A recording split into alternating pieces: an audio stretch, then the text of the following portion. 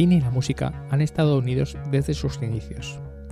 Por eso tiene mucho mérito la labor que Eduardo Guillot ha llevado a cabo, glosar 50 películas fundamentales de la relación entre el cine y la cultura rock. Hoy Big Random está dedicado al libro Sueños Eléctricos de Eduardo Guillot y a la relación entre cine y música. Sueños Eléctricos, 50 películas fundamentales de la cultura rock, está editado por la UOC, la Universitat Oberta de Cataluña, y pertenece a la colección Filmografías Esenciales. Como es de sobra conocido, Eduardo Guillot es colaborador de revistas como Rock Deluxe o Cultura Plaza, además de colaborar en varios libros sobre música y cine.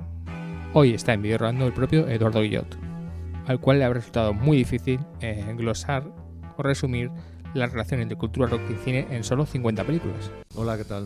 Pues sí, el formato de la colección es 50. A mí me parece que ya va bien. Es decir, que sí he visto el trabajo que cuesta sacarlo adelante. Y bueno, cuando te planteas una cantidad como esa, en el caso en realidad del cine rock, yo tenía la ventaja de que tenía que contar a partir de mediados de los 50. Que, por ejemplo, ahora ha salido uno en esa colección que tengo muchas ganas de hincarle el diente, que es sobre cine y periodismo, y ahí te puedes remontar al cine mudo. Aquí, hasta que no aparece el rock and roll, afortunadamente, pues entonces es más fácil, digamos, acotar temporalmente, y sí que la intención era pues que hubiera un poco representación de todas las décadas a la hora de hacer esa selección de 50 películas. Porque el subtítulo es Sueños Eléctricos, pero es cine y cultura rock. Habría que especificar que no es cine y música, con lo cual, ¿qué importancia tiene la palabra rock en el libro? Bueno, tiene una importancia fundamental porque realmente el punto de partida es la aparición del rock and roll y la irrupción del rock and roll en el cine.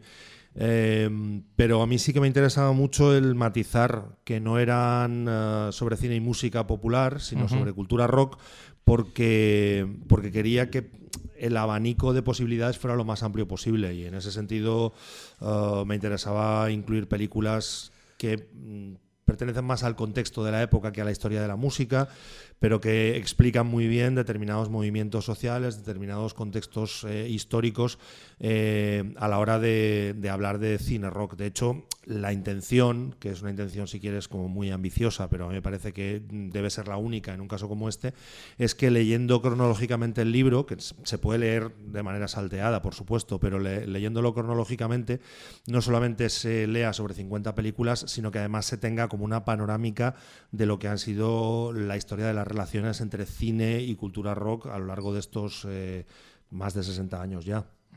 Es muy interesante el libro porque uno puede pensar, bueno, son o documentales o películas de grupos, ¿no?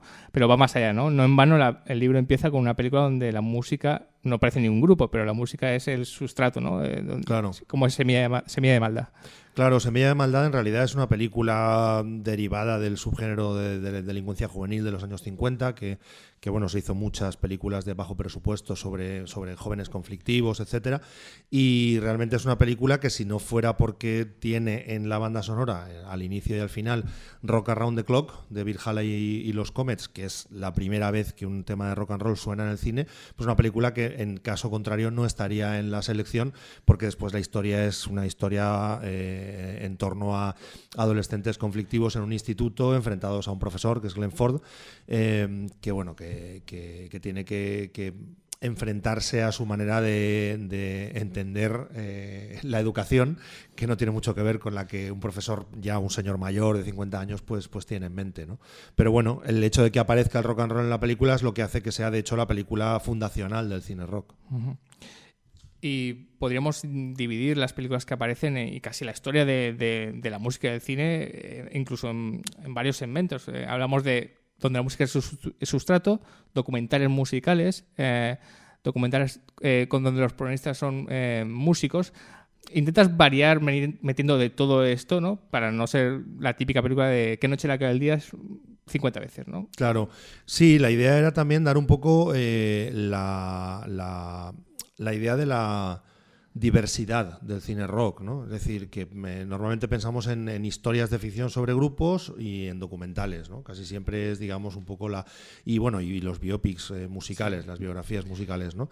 Pero tenemos películas como Easy Rider, que es una película generacional y donde la música pues tiene importancia simplemente desde el punto de vista de la banda sonora. Hay no solo documentales, sino también falsos documentales, como This is Spinal Tap. Hay parodias, hay comedias relacionadas con el cine rock. Es decir, la intención, incluso desde el punto de vista de los documentales que aparecen en el libro, era dar una visión lo más diversa posible de las relaciones entre la música popular y el cine, que son mucho más ricas de lo que a veces pensamos cuando nos vienen a la mente pues los 10 títulos clásicos famosos, ¿no?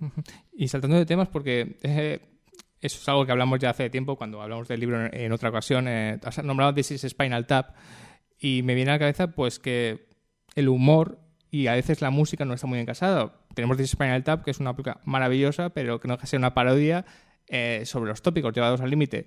Hace un año tuvimos Popstar con Andy Samberg, que vuelve a ser otra parodia llevado al límite de los tópicos.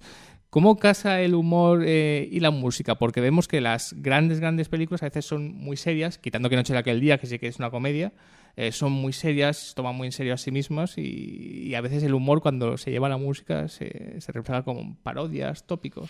Sí, a ver, el rock ha instaurado una serie de tópicos que yo creo que son inamovibles y de hecho al final los lugares comunes lo son porque tienen una raíz real, ¿no? Es decir, si Spinal Tap nos hace tanta gracia es porque todo lo que se parodia lo conocemos perfectamente y sabemos que es parodiable. Entonces, a mí me parece que llegar a la comedia, es decir, la parodia es una forma de comedia y en ese sentido me parece totalmente lícita, sobre todo porque el rock and roll, ya digo, se presta mucho, ¿no? Pero hay, no sé, por ejemplo en el libro está El fantasma del paraíso, que también es una comedia, más allá de ser un musical, más allá de ser una reescritura de Fausto y del fantasma de la ópera. Es decir, es una película, yo creo que es una película posmoderna antes de que se hablara de posmodernidad, ¿no? Como pues seguramente como casi todo el cine de Palma, seguramente. Sí. O por ejemplo hay una película que es una reivindicación de género, que también es una película conectada con el glam musicalmente, que tiene incluso segmentos de animación como Hedwig and the Angry Inch, que podríamos tildar de comedia también, más allá de que es una comedia que puede tener tintes amargos o reivindicativos, ¿no? Yo creo que el cine rock se lleva muy bien con el humor. Lo que pasa es que cuando se entrelaza con el humor, nosotros no nos lo tomamos tan en serio. Estoy pensando en Wayne's World, que es una película, yo creo, muy divertida y que no existiría sin la música rock, que es un ingrediente fundamental. O Cero en Conducta, que es una película que pasó muy desapercibida. No el Cero en Conducta de Jean Vigo, sino un Cero en Conducta de los 90. El de Brendan Fraser, ¿no? El de Brendan Fraser, que asaltan una casa, una radio, ¿no? Para que No, eso era Airheads, Cabezas Huecas. Cabezas Huecas, que también podría, ¿no? Que es otra comedia muy divertida. Van al concierto de Kiss, sí. Efectivamente, Furlong, sí. Efectivamente. Entonces, decir que yo creo que sí que hay comedias muy divertidas. Lo que pasa es que yo creo que la comedia rock siempre juega mucho con la complicidad del espectador. Es decir, no sé si pide un espectador iniciado, pero es evidente que si no sabes quiénes son Kiss, el fenómeno fan que generan, etcétera, pues es más difícil a lo mejor entrar en Cero en Conducta, ¿no? O bueno, lo mismo con Wayne's World o con Airheads o con películas que sí que yo creo juegan un poco con que el espectador forme parte de ese clan de aficionados al rock, ¿no? Hablando, es que... ¿y cómo es que independientemente del libro, se toman los fans esta clase de películas? Porque los fans son muy fieles, como habíamos visto en presente en Cero en Conducta. Y cuando ven reflejados a sus ídolos en las películas, ¿no? Porque cuando ves la película que hizo Godard con Rolling Stones, a lo mejor no es una película para que la vea un fan de los Rolling Stones, porque a lo mejor se lía. No, a los propios Rolling Stones casi no les gusta mucho, ¿no? Sí, bueno, a ver, Godard es Godard, tiene capítulo aparte, digamos. Sí. Pero es cierto que seguramente a los exégetas de Godard, Sympathy for the Devil no es su película favorita, ni estaría seguramente en un top 10. Y ni siquiera a los Stones tampoco le gusta, con lo cual está en tierra de nadie, ¿no? Claro, y a los fans de los Stones seguramente es la película que más odian de los Stones, lo cual seguramente a Godard le encantarían estas dos cosas, porque le gustaba ser controvertido y generar polémica, ¿no? Pero, bueno, le gustaba, ¿no? Que lo estoy matando antes de tiempo, le gusta. Bueno, le gusta y, bueno, va a rodar una película y está dirigiendo películas. Sí, por eso, que Godard está vivo y coleando. Pero a mí me parece, por ejemplo, que es decir, el hecho de que un cineasta como Godard se interesara por un movimiento cultural como el rock y se fuera a Inglaterra a filmar a los Stones, pensando además que esa revolución que estaba teniendo lugar en las calles de París iba a ser extrapolable a otros lugares del mundo, y tratara de compaginar la creación de una obra pop con todo el discurso político sobre la cultura popular que hay en sus películas, me parece súper interesante. Y me parece una película muy valiosa, más allá de que yo también entiendo que los fans de los Stones quieren ver a los Stones en su máximo esplendor, como los de Arcade Fire tampoco les gusta de Reflector Tapes, porque lo que quieren es ver Arcade Fire en directo. Quieren ver a los Stones de Shine a Light, por ejemplo, ¿no? No a los Stones artists de... Yo no sé si los fans de los Stones también son tan defensores de Shine a Light, sobre todo cuando sale Cristina Aguilera, ¿no? Sí. Pero a lo mejor sí son más fans de Gimme Shelter, por ejemplo, que es otra película clave y fundamental en esta historia, ¿no? Pero es cierto que el fan muchas veces es fan porque es acrítico. Sí, y claro, nosotros desde la postura desde la que escribimos, desde la que tratamos de establecer algún tipo de análisis y de provocar una reflexión, no podemos ser acríticos. De hecho, tenemos que ser críticos y creo que eso no es malo. Creo que tiene que ser una de nuestras señas de identidad a la hora de estudiar las películas y a partir de ahí, evidentemente, abrir debate y que en ese debate entren fans, entre todo el mundo, porque cuantos más puntos de vista tengamos, más rica va a ser la interpretación, ¿no? Al hacer la lista, ¿has intentado meter que haya suficientes iconos? Me explico. Estoy viendo la lista y tenemos el movimiento Manchester con 24 Hour Party People. Tenemos a Dylan por partida doble casi, a Leonard Cohen, a los Stones, a los Beatles. ¿Has pensado, estos tienen que estar, con lo cual vamos a meter las películas? ¿O te has olvidado de iconos y has mirado simplemente las películas de forma independiente? Me he olvidado de iconos, incluso de iconos personales, porque, por ejemplo, uno de mis grupos favoritos de todos los tiempos, un grupo que estaría en mi top 3, no está en el libro, que son The Clash. O sea que... y podría haber buscado subterfugios. La película de Joe Strummer. Por eso, podría haber buscado subterfugios para meterlos, pero me ha parecido que no era imprescindible. Aquí la cuestión es que hay muchos de esos iconos que son iconos no solamente desde el punto de vista musical, sino porque además cuando se han aproximado al cine, es decir, no es una cuestión de si yo quiero meter a Dylan o no, es que el primer documental de la historia es Don't Look Back y está dedicado a Dylan. No es una cuestión de querer meter a los Beatles o no, es que el cine pop lo inventa Richard Lester con Qué noche la de aquel día, de la mano de los Beatles, ¿no? El cine pop y el videoclip casi, prácticamente. Claro, sí es cierto, por ejemplo, que si nos ponemos finos, pues a lo mejor no hay ninguna película de Elvis que sea una obra maestra, pero el mito fundacional del rock and roll, que es Elvis Presley, no es su inventor, evidentemente, pero sí es el primer mito que traspasa todas las barreras.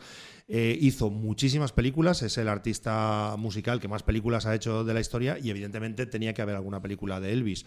Y de hecho hay una de las más defendibles, digamos, de su filmografía. Pero en general no ha sido una cuestión de aquí hay una serie de personajes históricos, iconos que tienen que estar, sino que, bueno, que había una justificación para todos ellos. De la misma manera, a mí sí me interesaba particularmente, sobre todo porque muchas veces se considera el cine rock como un cine de subgénero, sí me interesaba que hubiera un listado de directores que demuestran que el cine rock no ha sido una cuestión de serie B.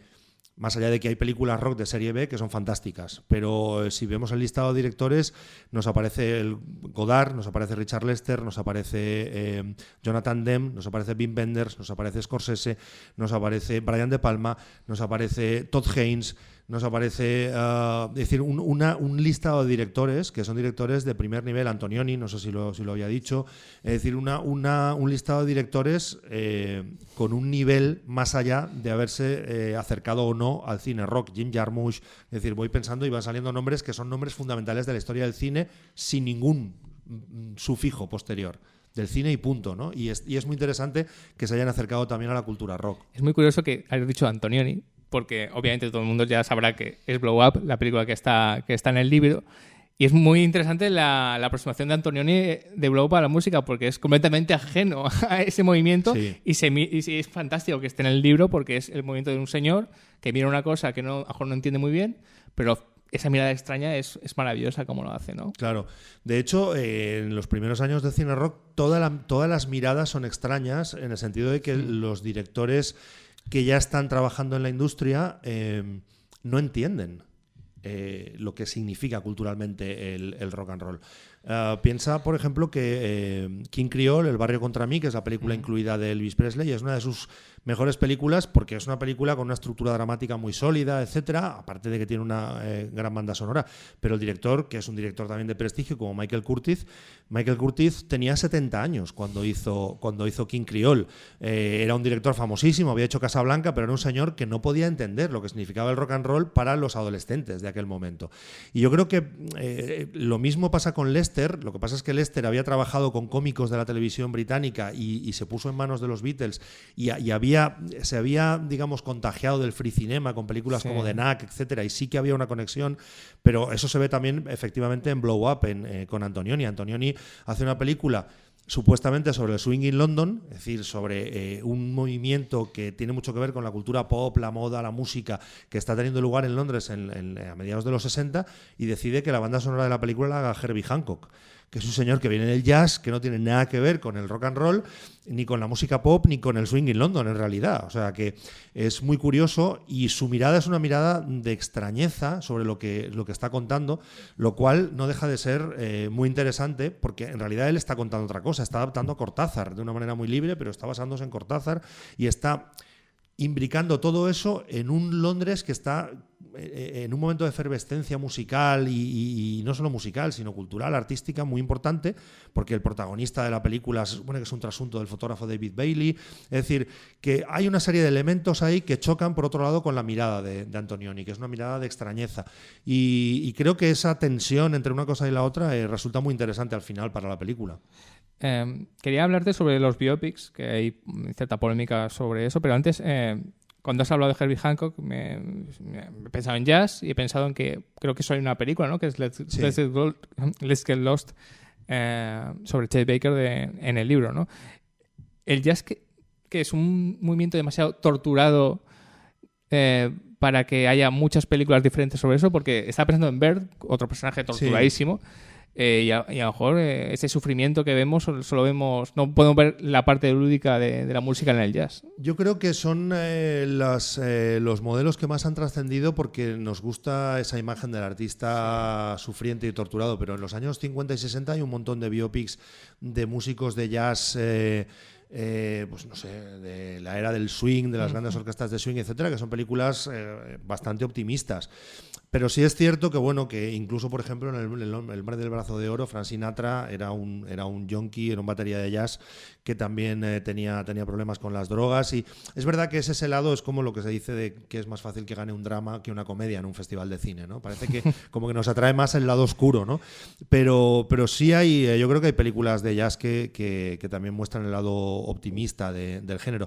Lo que pasa es que yo no quería entrar, es decir, yo creo que existe un libro que se llamaría, pues no sé, a contratiempo, las 50 mejores películas del cine jazz, ¿no? Yo no quería entrar en ese terreno y meterme en Round Midnight, en Bird, en películas que evidentemente son fundamentales de la relación entre el cine y el jazz, porque creo que el jazz no forma parte de la cultura rock. Pero Let's Get Lost es una película muy particular. Es casi una película, es casi un género en sí misma, por el tipo de personaje que retrata, por cómo lo retrata, por la participación de músicos rock como Chris Isaac, como Flea de Red Hot Chili Peppers. Y me parecía que es una película que sí tenía cabida en un libro como este, más allá de que es un libro que no quería meterse en territorio jazz. Pero sí me parecía que es una película que podía estar justificada, porque de hecho si hablamos del rock como actitud, a mí me parece que hay muy pocos personajes con una actitud tan rock como Chet Baker en esta película de Bruce Weber, ¿no? Claro.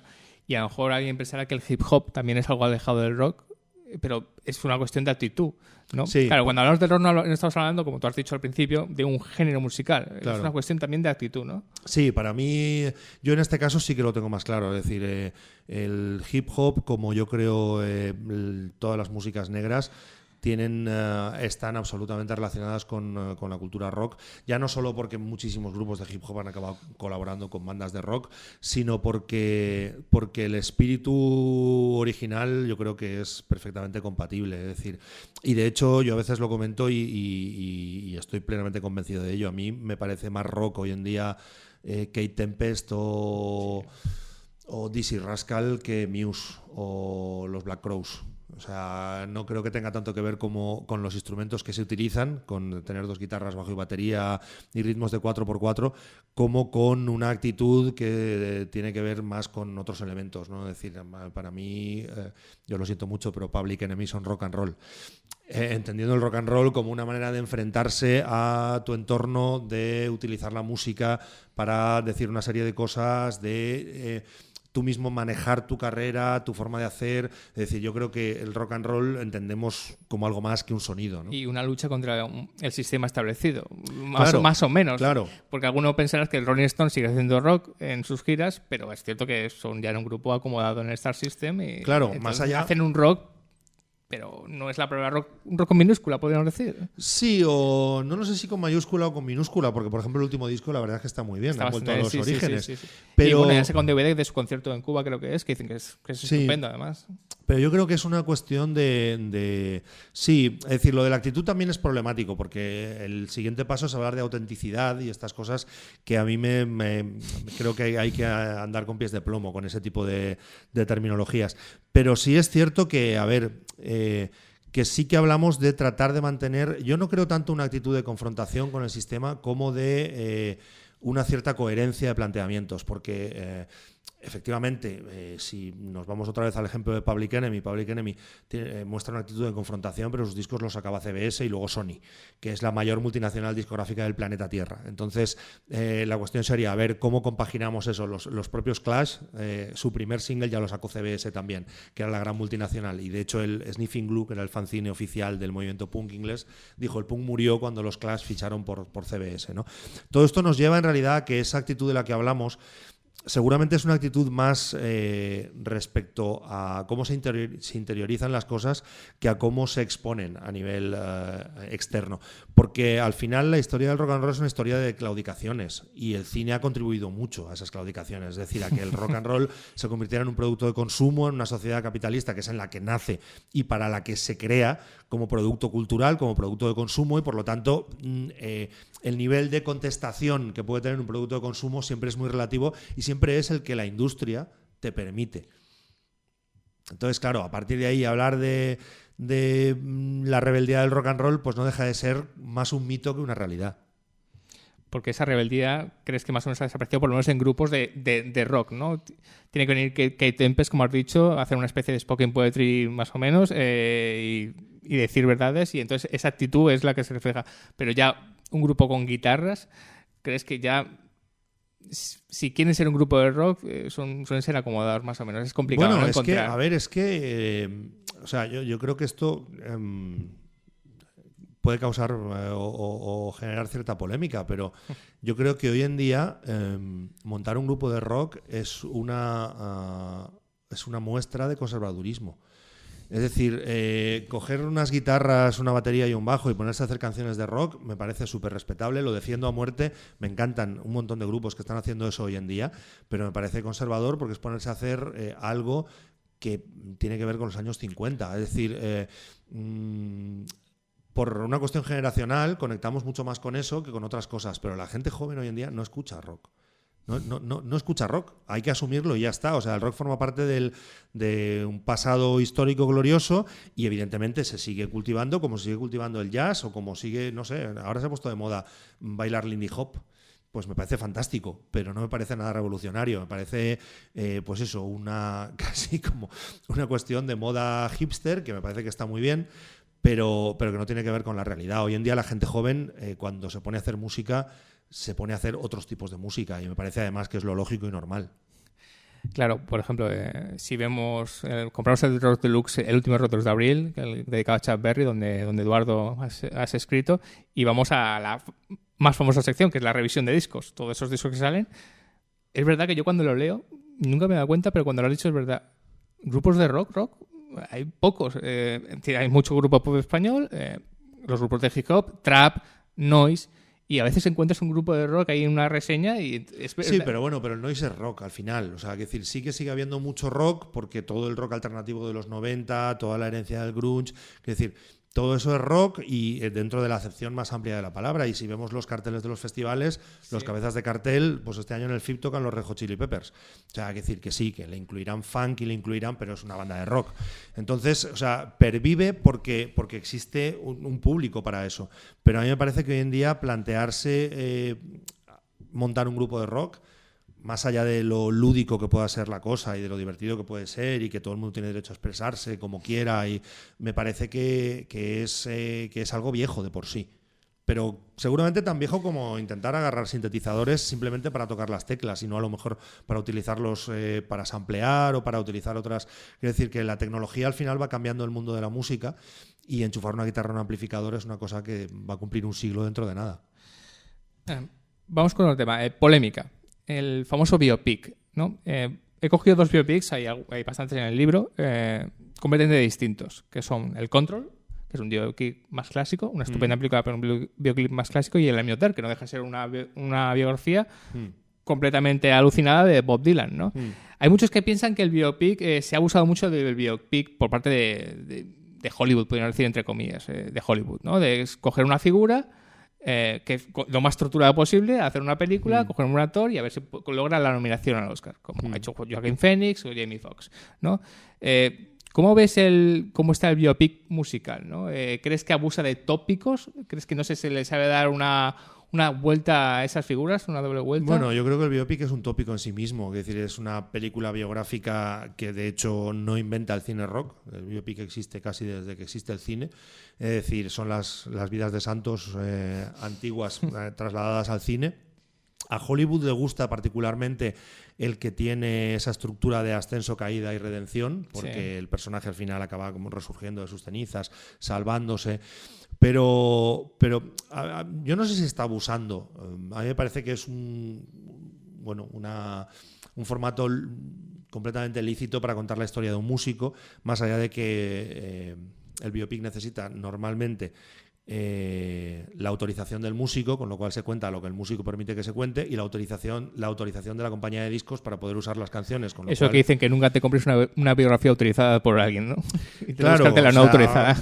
Las hay interesantes y las hay pues que cuentan lo que se quiere que quede para la historia, ¿no? Entonces, desde ese punto de vista, yo no he incluido biopics que están muy bien, pero que se ajustan de una manera demasiado estricta a ese canon, pues como podría ser I Walk the Line, el biopic sobre Johnny Cash, que me parece que está muy bien, sí. Pero que no deja de ser un modelo de película como muy tradicional. Entonces, Control me gustaba primero porque el director es una persona, Anton Corbijn es una persona que tuvo relación directa con Joy Division. Más allá de que es un biopic de Ian Curtis y no tanto de Joy Division, Ian Curtis es conocido porque fue el cantante de Joy Division y por lo tanto no deja de también ser una historia de la banda. Pero sobre todo es la historia de un joven que entra, que tiene una serie de conflictos personales que no sabe resolver y que se acaba suicidando porque no es capaz de afrontar los problemas con los que se encuentra en su vida. Además, resulta que es el cantante de un grupo que ha hecho historia, ¿no? Entonces, evidentemente, tenía todos los requisitos para entrar en el libro. Pero ya de entrada la aproximación de Anton Corbijn, habiendo trabajado con el grupo, es distinta y estéticamente la película está rodada en un blanco y negro que tiene mucho que ver con la estética del propio grupo, pero es que además está basada en el libro de Deborah Curtis, en el libro de la viuda de Ian Curtis, que de alguna manera está dando un punto de vista muy personal sobre su relación personal con él y sobre el conflicto que se creó cuando Ian Curtis pues tuvo una relación extramatrimonial que dinamitó su matrimonio, y no solo su matrimonio, sino que era un matrimonio además con una hija pequeña, ¿no? Entonces la aproximación de Anton Corbijn me interesa por su relación personal tanto con Deborah Curtis como con el grupo, y además porque utiliza las canciones de una manera muy inteligente para contar la propia película. Es decir, Ian Curtis traducía su conflicto interior en las letras de sus canciones, y la forma en que introduce las canciones en la película Anton Corbijn tiene mucho que ver con la narrativa de la propia historia. Entonces me parecía que era un biopic que se salía un poco de los cánones más tradicionales, más convencionales. Y luego, yo no estoy tan de acuerdo en que I'm Not There sea un biopic. Yo creo que I'm Not There es como un ensayo muy personal de Todd Haynes a partir de las múltiples vidas de un señor que se llama Bob Dylan, que para empezar interpretan en la película hasta 6 actores diferentes, incluyendo una actriz. En ese sentido, creo que es una película mucho más críptica. Yo creo que si no conoces a Ian Curtis y Joy Division viendo Control, tú más o menos te haces una idea de cómo fue la vida de este hombre y qué fue lo que le llevó al suicidio y qué importancia tuvieron Joy Division en su momento. En cambio, yo creo que I'm Not There está pidiéndole al espectador, o bueno, no sé si le pide al espectador que conozca a Bob Dylan, o al menos sí que tiene diferentes niveles de lectura para un espectador introducido en Bob Dylan y para un espectador que no conozca tanto la historia de Bob Dylan, porque da muchas cosas por supuestas, con lo cual, si tú como espectador esas cosas que te dan por supuestas las conoces, tienes una relación, estableces un diálogo con la película de una manera, y si no, lo estableces de otra. Es decir, de hecho, como hablábamos antes con Sympathy for the Devil, hay mucha gente que no acaba de entrar en I'm Not There porque hay seguramente claves que le faltan para entender por qué la película está hecha de esa manera, ¿no? De hecho, para mí la película, y lo pone en el libro, la película empieza con una autopsia, porque realmente es una especie de autopsia del personaje de Bob Dylan, ¿no? Al que encarna en Rimbaud, al que encarna en Buddy Guthrie, al que encarna en ese outlaw del oeste de cuando trabajó con Sam Peckinpah. Es decir, son diferentes miradas, diferentes personalidades de un ser poliédrico tratado de esa manera poliédrica, ¿no? Y en ese sentido creo que hay espectadores que, por ejemplo, están mucho más... les gratifica mucho más ver una película como No Direction Home, el documental que montó Martin Scorsese a partir de materiales que le proporcionó el propio entorno de Bob Dylan, porque es una historia cronológica en la que Bob Dylan cuenta su vida y milagros, pero a mí no me interesaba tanto eso como una visión más personal, como es la de Todd Haynes. Por cierto, decir que I'm Not There es mi banda sonora favorita de canciones de todos los tiempos. Es una pasada. Ese doble disco donde... bueno, que Alexico cantan canciones de Bob Dylan, me parece una maravilla, por encima incluso de la película. Bueno, es verdad que quizá decir que I'm Not There es un biopic es algo osado. Jordi Costa, que no le gustaba mucho la película, a nosotros sí nos gusta, decía que era una película que se disfrutaba más hablando de ella que viéndola.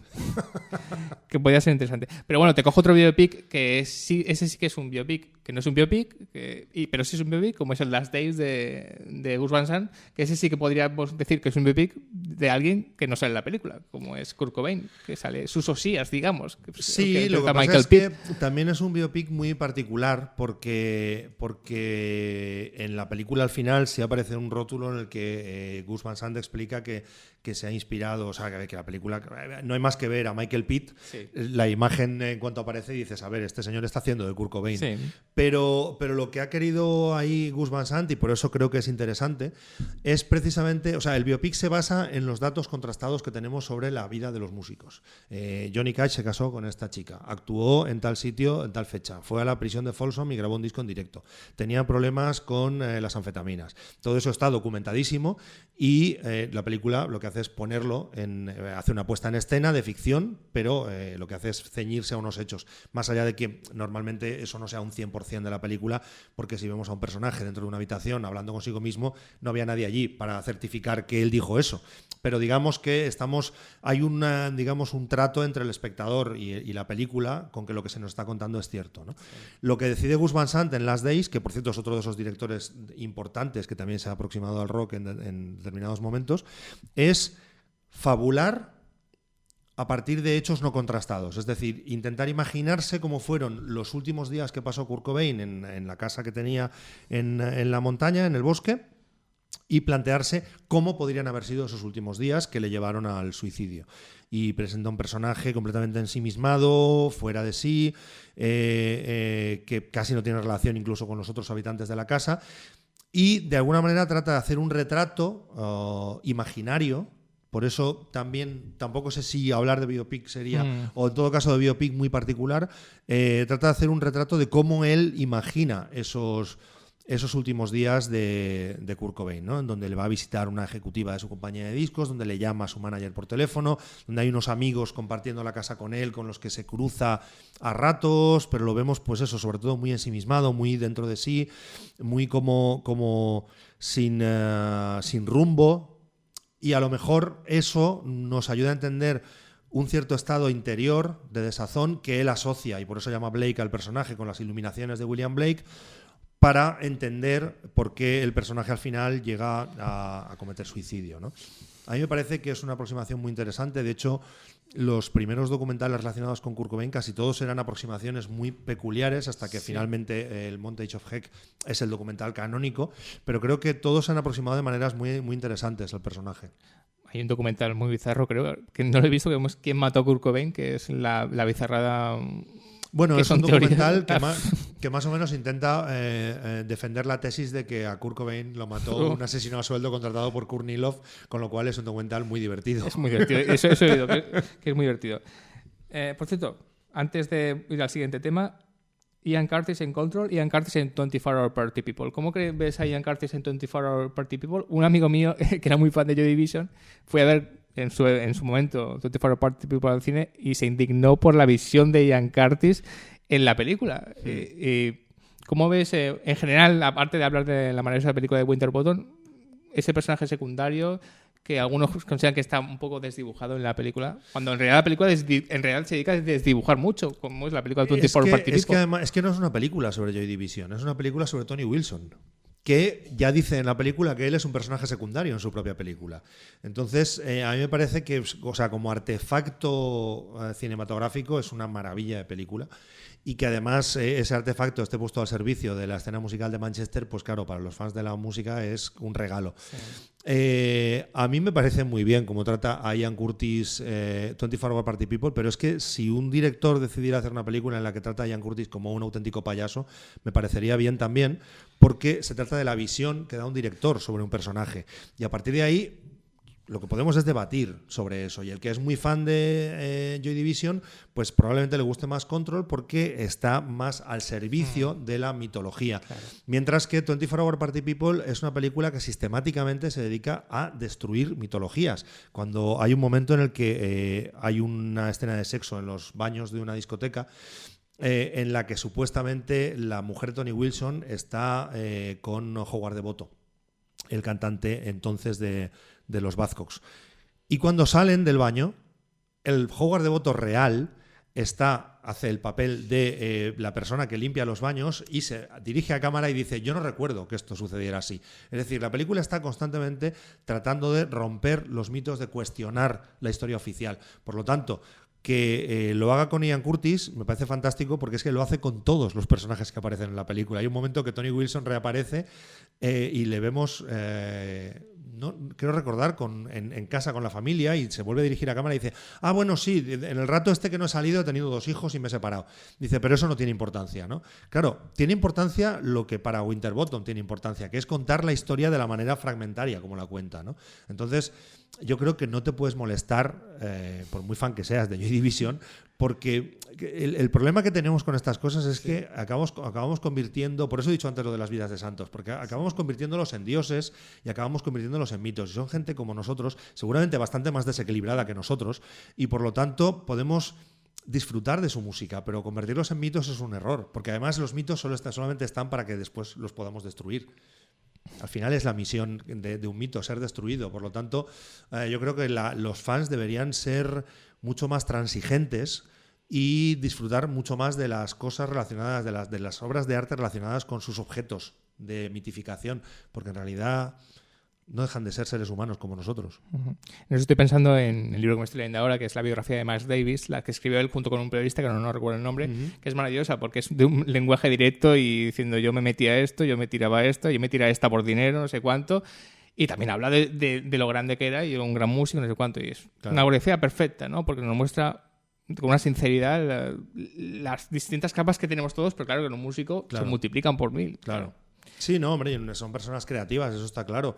Y por lo tanto, pues tienen muchos más matices de los que podemos tener los simples mortales.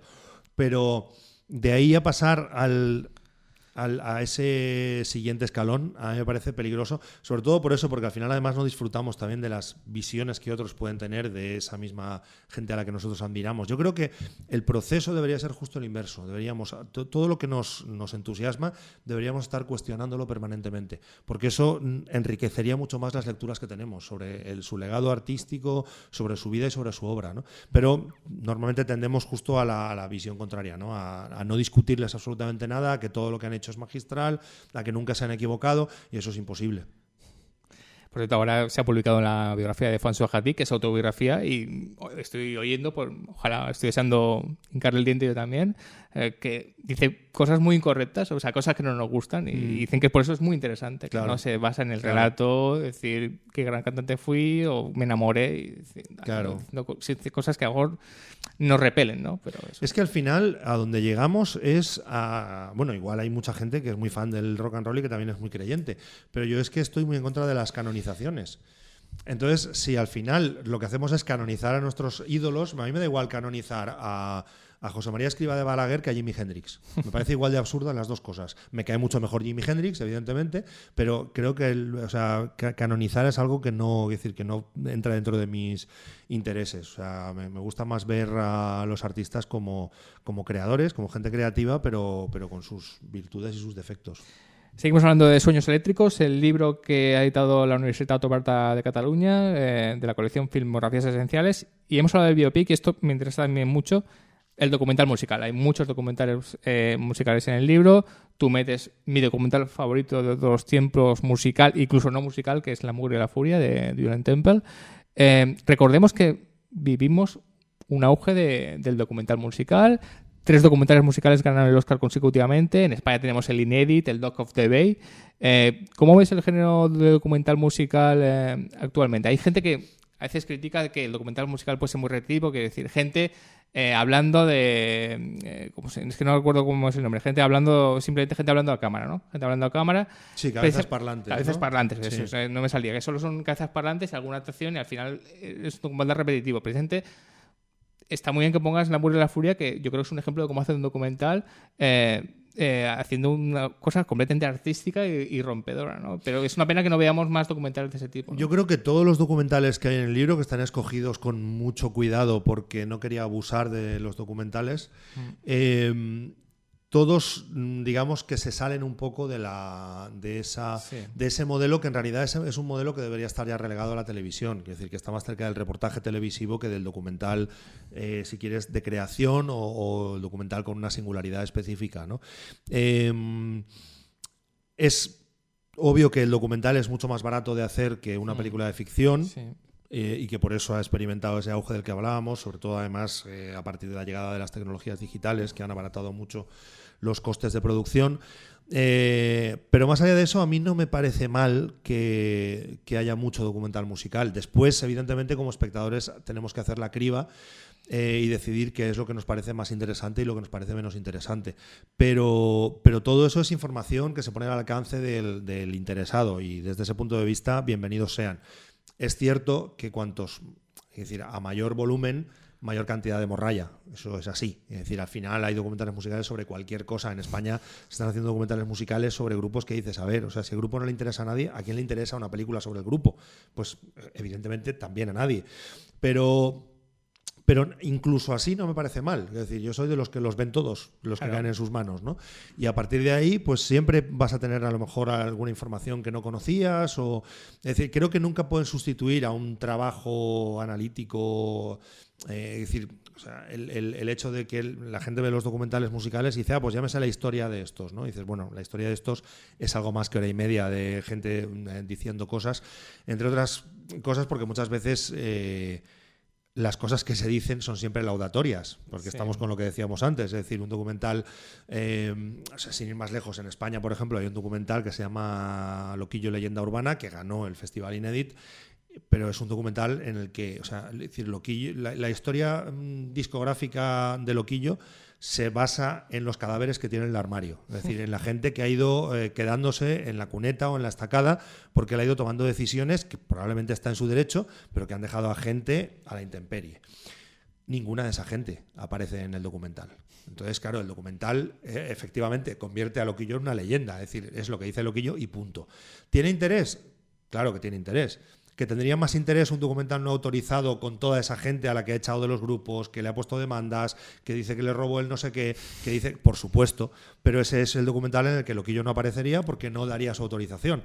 Entonces, eso, por ejemplo, en España pasa mucho porque todavía tenemos poca tradición y entonces se salvaguarda mucho la historia oficial, ¿no? Fuera empieza a pasar menos. De hecho, por ejemplo, este documental que decíamos antes, es un documental absolutamente delirante, el de Quién mató a Kurt Cobain, pero es un documental que el señor que lo hizo, que no recuerdo ahora el nombre del director, lo pudo hacer sin ningún problema. Evidentemente no sale Kurnilov, no hay música de Nirvana, pero si él quiere montarse un documental entrevistando a un detective privado que dice que hay pruebas, lo puede hacer perfectamente. Después, según a qué conclusiones llegue, le puede quedar una demanda. Pero él el documental lo tiene y está hasta editado en España por Manga Films. O sea que deberíamos tener menos problemas para que esas cosas salgan a la luz. Después, si hay algo que es difamación, pues evidentemente se tiene que ir a los tribunales. Pero el problema del documental musical hoy en día es que es muy difícil encontrar dig, por ejemplo. Es decir, un documental en el que un señor, como el cantante de Brian Johnston Massacre, queda como un auténtico psicópata, pero que autoriza a que la película se haga. Fantástico. Y yo no lo he visto. Wilco tiene un documental donde habla de la dureza. Sí, se llama I'm Gonna Break Your Heart. Sí, como y es un documental muy curioso porque el inicio del documental es que el director quería hacer una película sobre cómo grabaron Yankee Hotel Foxtrot, que es un disco de Wilco, y ya está. Pero durante la grabación del disco en el estudio se crea un conflicto en el grupo, un cisma que hace que el grupo se rompa. Y Jay Bennett y Jeff Tweedy se mandan al carajo el uno al otro, y eso evidentemente afecta a la confección del disco, a todo. Y él está allí con las cámaras para grabarlo. Entonces un documental sobre la grabación de un disco se acaba convirtiendo en un documental que certifica la ruptura de una banda, sin que estuviera previsto. Entonces ese documental tiene un valor añadido porque evidentemente se convierte en algo mucho más importante y más interesante de lo que era en un principio, ¿no? Esas cosas a veces pasan, claro. Yo tampoco lo he visto, pero el Let It Be de los Beatles también es prácticamente muy parecido. Sí, bueno, el Let It Be no es tanto esto, porque yo tengo la sensación que ahí sí que se sabía. Hay teatrillo, ¿no? que los Beatles ya estaban en las últimas y de alguna manera es una documentación de ese final de los Beatles. Pero aquí fue algo totalmente inesperado, es decir, que no había ningún indicio que pudiera plantear el hecho de que ellos eran dos fuerzas creativas dentro del grupo que acabaron mal, acabaron yéndose cada uno por su lado. Sí, de todas maneras, como decías tú, que se hagan muchos documentales y todos. Por ejemplo, yo vi Strange Powers, que es el documental sobre The Magnetic Fields, que es un documental muy sencillo y que a veces parla entre no sé cuánto, pero es muy interesante. Quizá porque a mí me gustan mucho los Magnetic Fields, me pareció muy interesante. Claro. Y tampoco se da una visión de Stephen Merritt muy idílica, ¿no? En vano, hay un miembro del grupo que dice: Stephen y yo no somos amigos. Claro. Yo haré todo lo que diga él, pero jamás me iré a comer con él. Claro. No, eso la verdad es que sí, van abundando, ¿eh? Por ejemplo, el de Dig es un ejemplo muy claro que está en el libro, y un ejemplo que no está en el libro porque es más reciente es el documental sobre los Damned que ha hecho Wes Orshowski, el director del Emmy, que es un documental en el que los miembros del grupo que ya no están en los Damned echan pestes absolutas sobre los actuales componentes del grupo, que fueron compañeros suyos en un principio y que después pues varios de ellos se marcharon. Y hay declaraciones muy duras entre ellos, hechas por supuesto aparte, entre unos y otros porque no comparten plano, claro. Pero bueno, es que eso enriquece al final, es decir, el hecho de que se genere conflicto enriquece la película, más allá de que tú como espectador pues tomas partido en función de los argumentos que dan unos y otros, pues tú tomas partido según tu propio criterio, ¿no? Sí, o Burton Wire, que el documental de Leonard Cohen, que ofrece una visión muy realista de Leonard Cohen. No es una visión negativa, pero no es una visión realista. Sí, es un tipo que está ligándose a una tía. Y por eso tardó 40 años en poder verse. Es el caso, que se vio una edición muy editada y al final claro. se ha podido ver la real. Y ahora en general te quiero preguntar, música en el cine. ¿Cómo ves que... Me refiero a cómo se utilizan las canciones en el cine o la música en general. Yo recuerdo que hace un mes vi Escuadrón Suicida, la película de David Ayer, de DC, y creo que es la cinta que peor usa las canciones de la historia, ¿no? Es una cinta como si alguien hubiera una cinta de cassette cuñada y la hubiera puesto. Y recordé que hace un año se había estrenado Guardianes de la Galaxia, que utiliza lo mismo, canciones muy populares y magníficamente utilizadas. ¿Cómo ves en general que se utilizan las canciones en el cine? Porque a veces son recursos muy fáciles de poner la canción para ocupar un espacio o para engañar un poco sentimentalmente al espectador. Bueno, a ver, yo en los ejemplos que has dado estoy de acuerdo en que me gusta más cómo está hecho en Guardianes de la Galaxia, aunque creo que la selección es espantosa. Quiero decir, creo que... Pero está bien utilizada, sí. Sí, pero creo que al final caemos en las trampas de la nostalgia y al final... las canciones de Guardianes de la Galaxia. No, las canciones de Guardianes de la Galaxia la mayoría son infames. Lo que pasa es que están bien utilizadas, pero yo para eso, yo creo que hay dos directores. Y a ver, estoy hablando a bote pronto y a lo mejor me estoy dejando alguno que alguno de nuestros oyentes se tira las manos a la cabeza, pero yo creo que hay dos directores insuperables. Uno es Martin Scorsese, es decir, cómo desde el principio de su filmografía, porque además es un tipo educado en la música rock, y además en su caso no solamente están bien puestas, sino que casi siempre tiene un gusto espectacular, es decir, no utiliza serie Z musical, sino que utiliza casi siempre música de gran calidad para contextualizar. No sé, yo creo que de lo mejor de Casino, por ejemplo, que es una peli ya excesivamente reiterativa en sus maneras de hacer cine y tal, probablemente sea la banda sonora. Sí. Pero bueno, quiero decir, prácticamente todas sus películas son ejemplos magníficos de cómo utilizar las bandas sonoras. Y luego el otro, que me parece obvio, es Tarantino. Es decir, creo que Quentin Tarantino, a diferencia de lo que hace Scorsese, que normalmente busca contextualizar históricamente la música, es decir, Scorsese yo creo que nunca haría lo que hizo Sofía Coppola en María Antonieta, que era ambientar una película en el siglo XVIII y poner a Siouxsie and the Banshees, cosa que por otra parte también creo que funciona muy bien en la película, sino que él trata de poner en contexto la música y pone música de la época de la que está hablando. Tarantino no hace eso, pero lo que hace es recontextualizar, es decir, utiliza mucha música poco conocida, es decir, muchas de las canciones de Tarantino que ahora nos parecen canciones populares lo son porque él las utilizó en sus películas. Es decir, Dick Dale no hacía giras, y menos por España. Y a partir de Pulp Fiction, Dick Dale empezó a venir a tocar en directo y era un gran guitarrista surf, que lo había sido toda la vida, pero aquí nadie se acordaba de él. Steelers Wheel es un grupo del que todo el mundo conoce una sola canción, Stuck in the Middle with You, y nadie la escucha sin pensar en Michael Madsen rebanándole la oreja a un policía.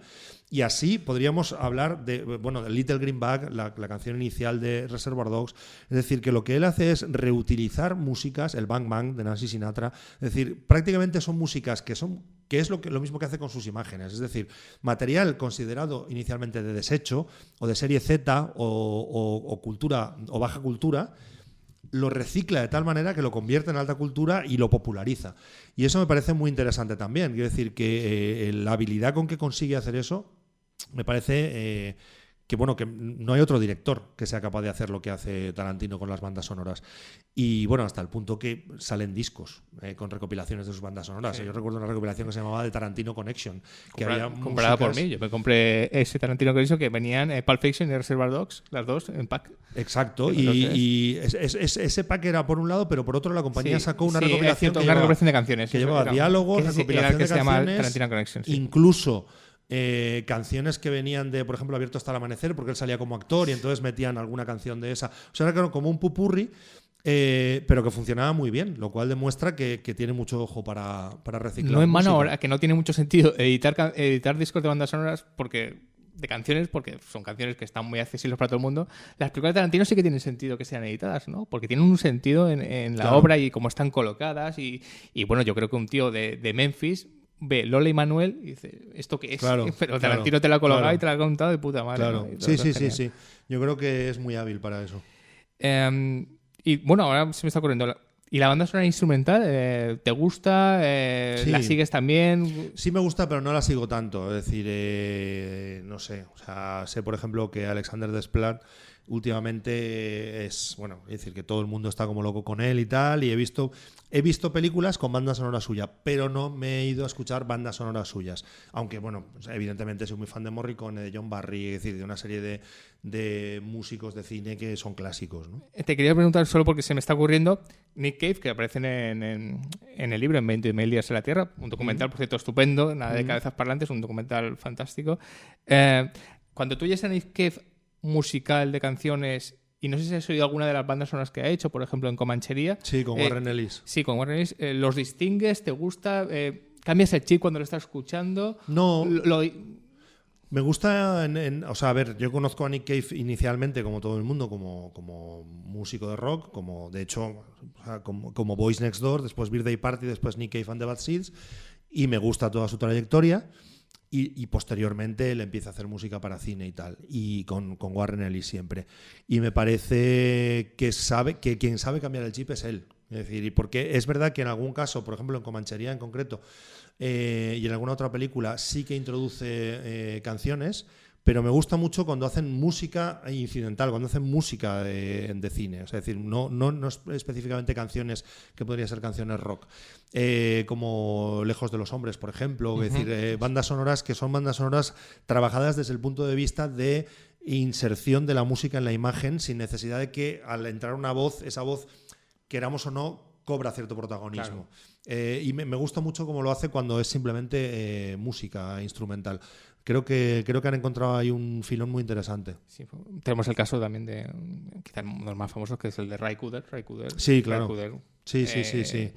Solista, y el Ray Cooder que... Sí, o Johnny Greenwood de Radiohead, que también ha hecho bastantes bandas sonoras. Y ya podemos decir que va a hacer la siguiente de Paul Thomas Anderson, que se va a estrenar en Navidad en Estados Unidos, con lo cual estamos deseosos, y la verdad es que pegan mucho, sí. No sé si había algún prejuicio de los músicos de rock no pueden hacer bandas sonoras, sino que las bandas sonoras instrumentales tienen que hacerla un señor mayor con una orquesta. Eso habría que preguntarle si en Hollywood había, porque eso ya ha desaparecido. Yo creo que eso ha cambiado mucho, y luego estamos con lo de siempre. Si investigamos un poquito en las biografías, al final resulta que Danny Elfman no empezó haciendo bandas sonoras. Estaba en una banda que se llamaba Oingo Boingo. Claro. Clint Mansell, que es para mí uno de los mejores compositores de bandas sonoras actuales, venía de un grupo de música industrial. Es decir, que muchos de ellos, y al revés, o sea, ahora resulta que... ¿cómo se llama el de Nine Inch Nails? Que no me acuerdo ahora. El que hace con Atticus Ross. Exacto, que hace las bandas sonoras para Fincher, etcétera. Quiere decir que viene también de una banda de rock mucho más conocida como Nin, pero que ahora resulta que está cada vez haciendo más bandas sonoras.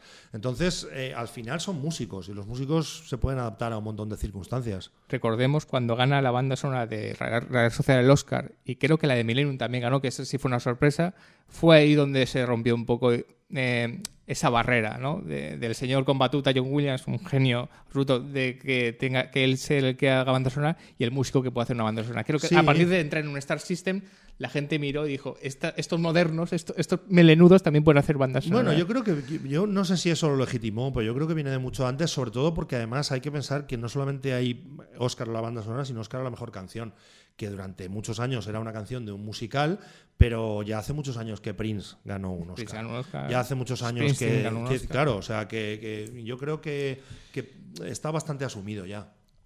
Y estamos llegando ya al final del programa, de este programa dedicado a los sueños eléctricos, pero no hemos hablado mucho de local, y sí que me gustaría hablar algo de local. El cine musical español. Cuando leemos el estupendo prólogo que has hecho de Sueños Eléctricos, obviamente nombras 1, 2, 3 al escondite inglés, que es una película fundamental. Pero ¿cómo ves este cine musical en España? Bueno, más o menos lo hemos hablado, lo hemos dejado caer alguna vez. Le falta un poco más de recorrido, ¿no? Un poco más de riesgo para el paso. Lo que digo en el libro es que es un poco una historia. La historia del cine musical pop español es una historia como de frustraciones, ¿no? Porque realmente podríamos justificar que hasta el año 75, por cómo también el régimen franquista ve el rock and roll como una invasión cultural extranjera que puede traer algo, por poco que sea de rebeldía o de rebelión juvenil, pues se le mira de una manera sospechosa, y cuando aparece en el cine casi siempre es para ser ridiculizado, como se intenta cuando vienen los Beatles también a España. Sí. Y hay pues eso, como películas isla o películas hito, como 1, 2, 3 al escondite inglés. Yo incluiría también Los chicos con las chicas, que es un intento de hacer un Qué noche la de aquel día en España con los Bravos. A 45 revoluciones por minuto, que trata de ser más o menos realista a la hora de acercarse a los problemas de los músicos modernos con las compañías de discos y con los managers. Pero son como casos muy aislados, porque en general pues o se domestica al rockero, como se hace con Bruno Lomas, o directamente se hace burla de esa juventud melenuda o hippie o moderna. Pero realmente la decepción llega después, ¿no? Cuando a partir de los años de la segunda mitad de los 70, con la movida, con España poniéndose, digamos, o supuestamente al día de lo que pasa internacionalmente, tampoco encontramos un cine que inserte el rock dentro de su discurso de una manera natural. Hay películas de Almodóvar donde hay alguna actuación musical o salen músicos de la época, Alaska o alguien de Radio Futura, pero no hay un intento realmente de imbricar el rock dentro del discurso del cine moderno español, ¿no? Y bueno, es una carencia que, a ver, que podemos lamentar o que simplemente podemos simplemente constatar que es así, ¿no? Y eso ha llegado hasta nuestros días. Hay películas que se han aproximado a una cierta realidad rock desde flancos más o menos marginales o especializados, pero yo creo que sigue sin existir la película rock española, la gran película rock española, ¿no? Y bueno, no sé si en un futuro... No veo que el cine contemporáneo español tenga mucho interés tampoco en el tema, con lo cual, pues a lo mejor nunca la tendremos y ya está, como seguramente no existe la gran película rock húngara, ¿no? O sea, no forma parte de nuestra realidad más que por contagio o por derivación como manifestación cultural y bueno, y como tal debemos entenderlo. Y ya lo último, básicamente lo que te preguntaba antes en español, vemos que Jonás Trueba, un director como Jonás Trueba, utiliza mucho, no la música, las canciones, ¿no? Sí. No, yo no he visto La Reconquista, pero según parece, pone canciones enteras. Sí, las de Rafa Berrio. Sí. Rafa Berrio. Sí. La banda sonora que hizo de Tulsa para los exiliados románticos, parece ser que Jonás Trueba es una especie de oasis, porque no hay mucho interés en el director español en poner canciones, utilizar música española para acompañar las películas o acompañar dramáticamente las películas. Recuerdo cuando utilizó Alex de la Iglesia Defcon 2, muy importante Defcon 2, porque aparece en la película, en El Día de la Bestia, pero casos contadísimos, ¿no? Sí, bueno, ahora por ejemplo en Valencia se ha hecho Paella Today, que está por estrenar y tiene música de Maronda, Ramírez, Exposure y Coleccionistas, por ejemplo. Pero de todas formas no son películas que tengan que ver con ninguna realidad relacionada con el rock. Es decir, a Jonás Trueba le gustaría haber sido un director de la Nouvelle Vague y pone cancioncitas. Pero no sé, a mí me parece bastante reaccionario en general su discurso, más allá de que curiosamente parece moderno. Pero me da la sensación que son siempre aderezos, ¿no? O sea, a ver, me parece muy bien que reivindique a Rafa Berrio, por ejemplo, en esta última película, pero tengo la sensación de que no hay, más allá del gusto personal, pues no sé, David Trueba acaba de hacer un documental sobre Francisco Nixon, pero creo que son siempre aproximaciones que no tienen que ver con lo que significa el cine rock desde el punto de vista, por ejemplo, como está enfocado en el libro, ¿no? Creo que en ese sentido hay películas, no sé, a lo mejor la gran película rock española es Arrebato, que no es una película rock.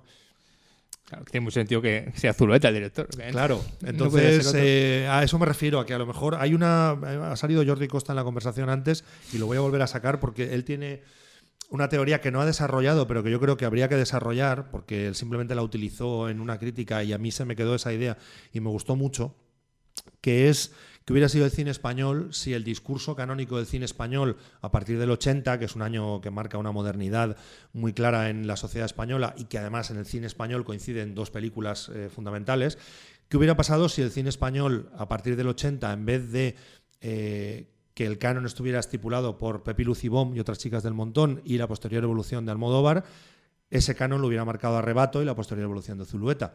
Pues seguramente estaríamos hablando de un cine español completamente diferente hoy en día. Lo que pasa es que Almodóvar se dedicó a seguir haciendo películas y Zulueta a meterse heroína. Entonces, claro, evidentemente el canon es el canon que ha marcado Almodóvar, pero a mí me hubiera resultado mucho más interesante el otro canon. Y creo que hay un cine español reciente, que puede ser Todos están muertos, de Beatriz Sánchez, Demonios tus ojos, de Pedro Aguilera, que está por estrenar. Que vamos a ver ya, que tiene fecha de estreno. Está por estrenar, pero ya he visto. Son películas que de alguna manera, si quieres, abstracta, no considerándose a lo mejor a ellos mismos como herederos, pero creo que de alguna manera están recuperando o están siendo una cierta herencia de lo que pudiera haber sido ese cine español. Y yo creo que hay que estar muy atentos a esas películas que, ojo, para mí son películas todavía fallidas, pero que ya están, digamos, como dejándonos atisbar por dónde puede ir un cine español que a lo mejor puede ser muy interesante en el futuro. Bueno, ya sabes que las películas fallidas suelen ser las más interesantes que las redondas, desde luego, y las más entretenidas. Desde luego.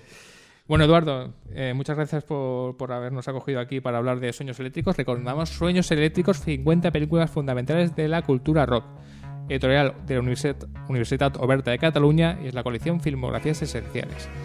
Recomendamos el libro simplemente para cualquier aficionado, no solo a la música, ¿no? Cualquier aficionado al cine, ¿no? Que Sí. vaya descubriendo gemas y joyas. No, yo no puedo más que recomendarlo, claro. recomendar el libro, y yo creo que, como dije hace tiempo cuando nos conocimos y hablábamos sobre el libro, creo que no deja de ser una especie de guía, ¿no? Un abecedario donde puedes encontrar lo que hay. Luego puedes bucear más o menos, o estar más o menos de acuerdo, pero como guía, que yo creo que el espíritu de Filmografías Esenciales es ese, es estupendo en Sueños Críticos. Pues muchas gracias a vosotros, yo me lo he pasado en grande y nada, un placer. Ya sabéis que para lo que haga falta. Y a vosotros, hasta el próximo programa.